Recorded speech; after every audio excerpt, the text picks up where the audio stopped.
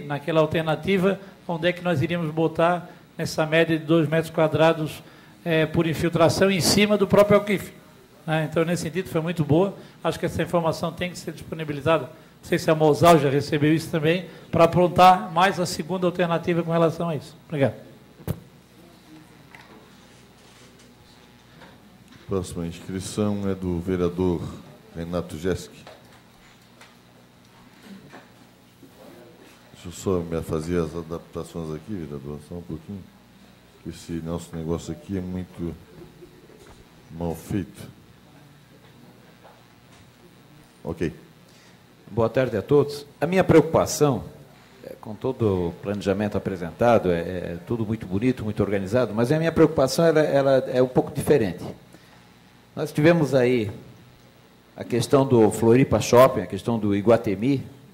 Todos nós sabemos que foram construídos praticamente em áreas complexas com relação à drenagem. Eu tive recentemente um caso nos ingleses, onde o supermercado resolveu fazer um aterro, e em função desse aterro, cobriram uma bica d'água, e a água que descia do morro. A cada 3 horas de chuva intensa, 294 pessoas tinham água dentro das suas casas. Então, houve um processo aí que, junto à prefeitura, nós reclamamos. Levou-se quase 3 anos para, então, fazer agora esse trabalho de drenagem, que agora está sendo feito. E, assim, há diversos pontos na cidade de que isso acontece, onde as construções são feitas sem um estudo de impacto ambiental. Então, eu pergunto aqui, de que forma que isso vai ser visto daqui para frente? Porque eu acho que, na questão do saneamento básico, uma das principais preocupações são exatamente as construções, que elas têm que ter esse impacto ambiental, até numa simples, uma forma de despejar algumas carradas de aterro, em fechar uma área, isso tem que ter uma licença e tem que ter um estudo de impacto ambiental. E uma outra coisa que me preocupa, a questão dos extravasadores.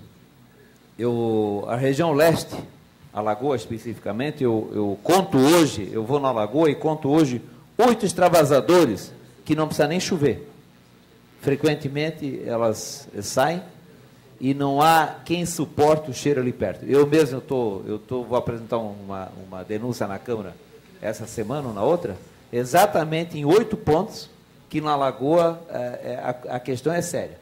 Mas a ponto mesmo de praticamente fazer um chafariz. E não precisa chover. Tá? Então, eu quero ver de que forma que isso vai ser contemplado.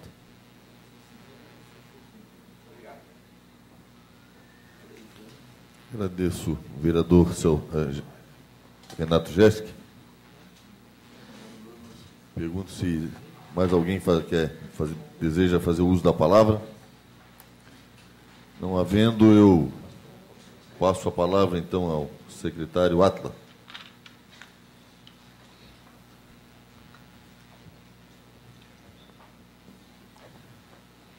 Bem, eu vou me ater a algumas questões, as outras questões eu pedi para a Josiane, que é a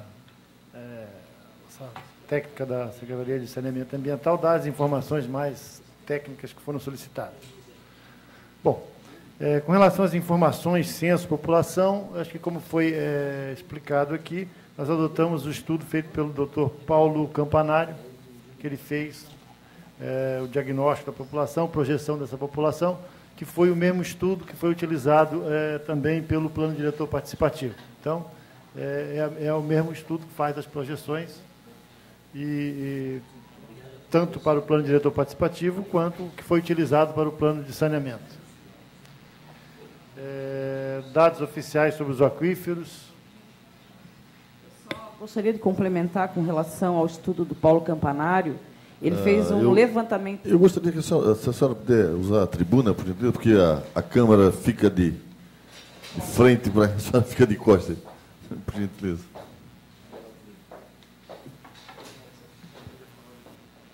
Com relação ao estudo populacional feito por o Dr. Paulo Campanário, ele foi feito em cima dos dados do último censo existente no Brasil, os dados de Celesc, de ligações de luz, dados de turismo com relação à população flutuante. Então, ele fez um tratamento estatístico juntou tudo isso, fez um tratamento estatístico e chegou na população calculada até 2050 para Florianópolis, estudando, inclusive, as correntes migratórias, as tendências de migração para Florianópolis. Foi um amplo estudo, inclusive ele está disponível no site do IPUF, né? Ele tem todo o estudo lá com todas as planilhas, é só acessar lá que tem todas as planilhas e as explicações necessárias. Bom, com relação aos aquíferos, na verdade, não existe a possibilidade de conhecer exatamente a largura e a profundidade, mas a gente tem mapas que estimam aproximadamente essa largura e essa profundidade. Esses mapas, eles fazem parte do diagnóstico, são mapas feitos, o do aquífero dos ingleses foi feito por um estudo de 2 professoras da universidade, é isso, Nelson? E o do Campestre é o que talvez a gente tenha um pouco menos de dados, mas também tenha a estimativa de largura e profundidade.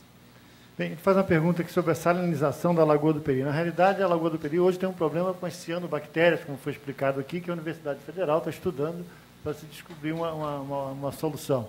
O problema da salinização, esse risco a gente corre se não tem controle sobre a vazão que é retirada desse aquífero, como aconteceu, por exemplo, na Praia Brava. Foi o caso que a gente conhece aqui, que tinha um aquífero também na Praia Brava. Quer dizer, quando o nível da lagoa se diminui muito, a água do mar penetra na lagoa e saliniza a lagoa, então isso inviabiliza o uso dessa água por, no mínimo, aí 200 anos, até que a natureza possa diluir todo aquele sal que entrou para a lagoa. Então, na Lagoa do Peri, o que nós corremos hoje, na realidade, o que existe de efetivo lá hoje é o problema das cianobactérias, e a salinização é um risco se não for controlada a vazão. Programa não sei se foi estudado algum programa de reflorestamento a partir de vegetação natural. Bom, na verdade, a questão do reflorestamento não cabe ao plano de saneamento, embora ele indique que devam ser protegidos os mananciais existentes, né? Então, existe a recomendação que vai ser feita no final do plano para a preservação dos mananciais, as nascentes. Isso passa passa pela indicação de reflorestamento sempre com espécie nativa, nunca exótica.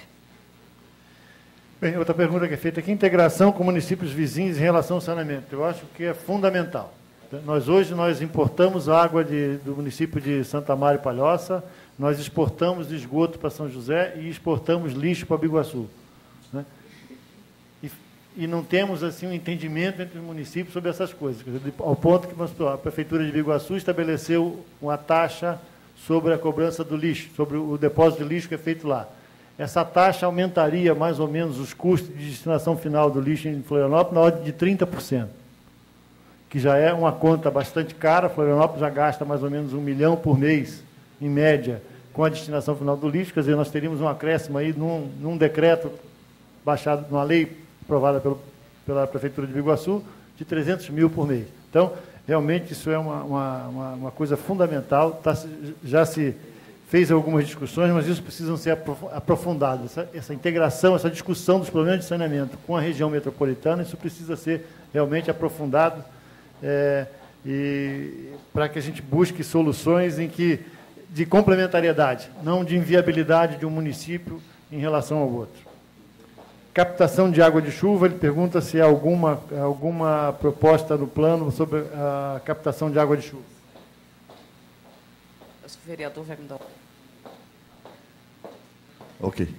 Bom, na verdade, isso vem sendo tratado, sim, tanto na parte da água quanto na parte de drenagem, porque eu considero que, além de todos os problemas que nós temos para resolver com relação aos 4 setores de saneamento, o que de maior o plano vai trazer vão ser as mudanças de paradigmas. Nós vamos precisar não só buscar mananciais de água, mas nós vamos precisar diminuir o consumo da água. Isso vai fazer o quê? Vai fazer com que diminua o esgoto a ser tratado. E se nós captamos a água da chuva, nós diminuímos a necessidade de captação de água direta do manancial.